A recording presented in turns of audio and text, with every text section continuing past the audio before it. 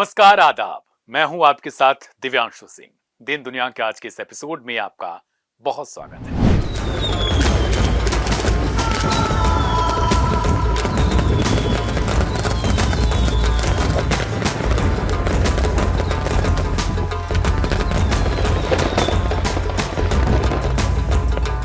जब जमाने में आए रसूल खुदा, नेकियां साथ लाए रसूल खुदा, लोग ईमान के गीत गाने लगे, रहमतों के दिए जगमगाने लगे। जी हां, अरब खित्ते के एक बेहद प्राचीन देश यमन में ये जगमगाहट, ये रोशनी, ये आतिशबाजी कुछ यही बयां कर रही है।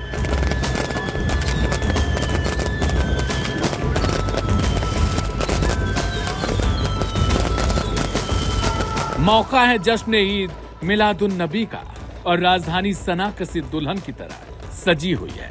लेकिन ऐसे वक्त में जब यमन के आसमान पर सऊदी के लड़ाकू जहाज मंडरा रहे हों और हाल ही में एक बड़ी एयर स्ट्राइक सना एयरपोर्ट पर की गई हो, अमेरिका और सऊदी अरब एकजुट हैं और अंसारुल्लाह के खिलाफ साजिश कर रहे हों, बावजूद इसके यमन के अंसारुल्लाह का यह बेखौफ अंदाज बताता है कि वो इस्राइल, अमेरिका और सऊदी अरब के आगे झुकने वालों में से नहीं है और हालात जंग में भी वो रसूल की पैदाइश की खुशियां मनाएंगे।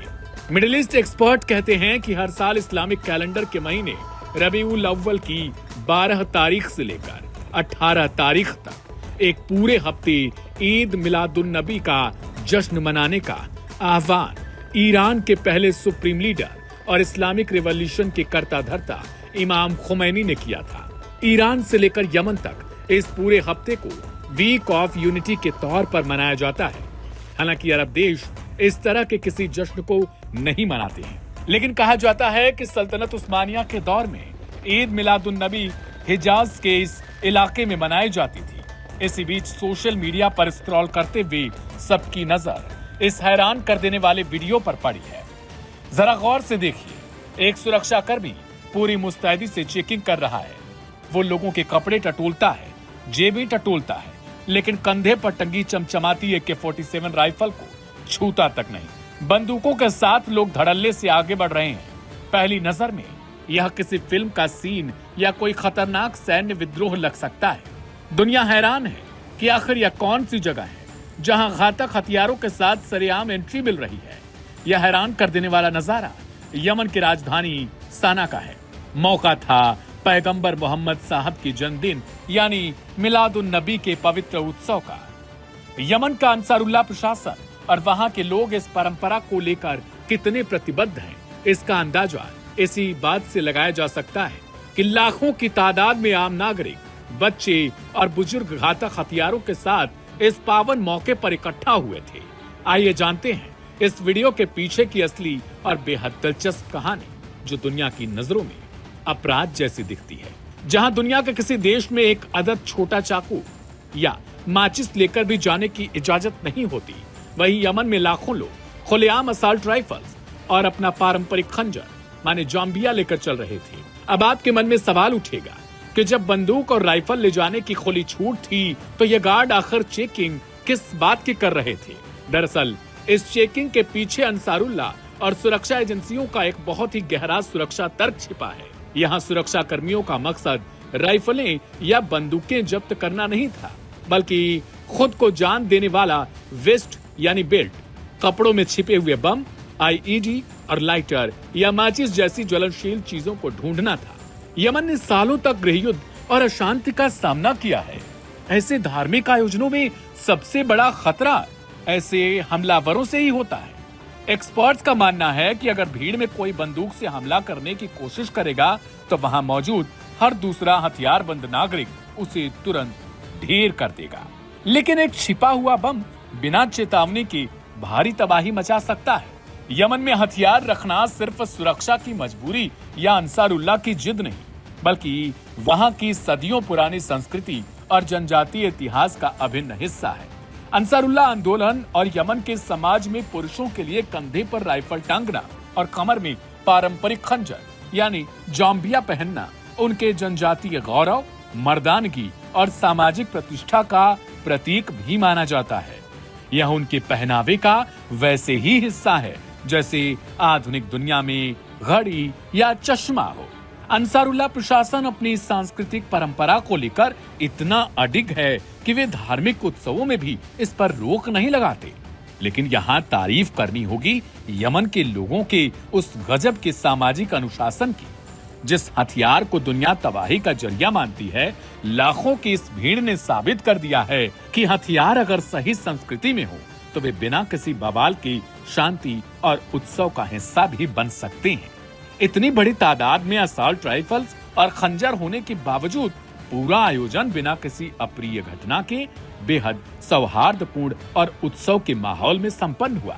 तो अगली बार जब आप इस वायरल वीडियो को देखें तो इसे किसी खतरे या सैन्य विद्रोह के रूप में न देखें, बल्कि एक ऐसी अनूठी संस्कृति के रूप में देखें जहां आस्था, परंपरा और हथियार एक साथ शांतिपूर्वक अस्तित्व में रहते हैं। यह दिखाता है कि हर देश और समाज का सुरक्षा को देखने का अपना एक अलग नजरिया होता है। यमन की इस अनोखी परंपरा और अंसारुल्लाह के सामाजिक अनुशासन को लेकर लगातार सोशल मीडिया पर खबरें चल रही हैं। गौरतलब है कि इस वक्त यमन के अंसारुल्लाह यानी हूती और सऊदी अरब के बीच जंग चल रही है। न्यूयॉर्क टाइम्स की एक रिपोर्ट बताती है कि सऊदी अरब यमन के खिलाफ एक बड़े वार की लड़ाई के लिए अभी से तैयारी कर रहा है। इसमें भरपूर अमेरिका उसका साथ देने का वायदा भी कर रहा है। लेकिन यहाँ हमें एक और चीज जाननी चाहिए कि यमन के अंसारुल्लाह माने हूती सऊदी से इससे पहले भी जंग लड़ चुके हैं और उन्हें उसी जंग में पराजित कर चुके हैं। इस जंग में न सिर्फ सऊदी शामिल था बल्कि कई देशों का एक जुटान था। उनकी सेनाएं थी बड़ी बड़ी जिनके पास आधुनिक टैंक, गोला बारूद, फाइटर जेट्स ये सब कुछ होते हुए यमन के अंसारुल्लाह यानी हूती के आगे वो पस्त नजर आए। और फिर सऊदी गठबंधन को यमन के अंसारुल्लाह से डील करनी पड़ी और वही डील आज के इस वक्त में टूट चुकी है, जब ईरान की राजधानी तेहरान से ईरान के पूर्व supreme leader Ayatollah Ali Khamenei के जनाजे से शामिल होकर हूतियों का एक डेलीगेशन सना एयरपोर्ट पर उतर रहा था। उसी वक्त सऊदी गठबंधन ने अचानक से मिसाइल से हमले कर दिए। और फिर क्या, यमन के अंसारुल्लाह इसी बात के इंतजार में बैठे थे कि जैसे ही सऊदी गठबंधन उस सीज फायर को तोड़ दे, दुनिया के सामने हूती इस बात का ऐलान कर सके कि सऊदी ने ही इस जंग को छेड़ा है। और वही हुआ भी। इस वक्त हूतियों की तरफ से लगातार सऊदी पर बम्बार्डिंग की जा रही है और इसी बीच जश्न ईद मिलादुन नबी का ये वीडियो और राजधानी सना का किसी दुल्हन की तरह सजना अपने आप में चर्चा का विषय बन गया।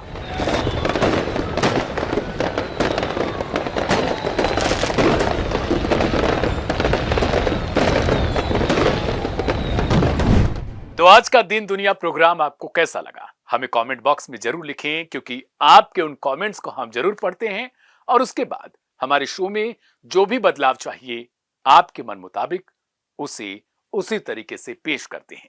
आज के लिए बस इतना ही। मेरा नाम है दिव्यांशु सिंह।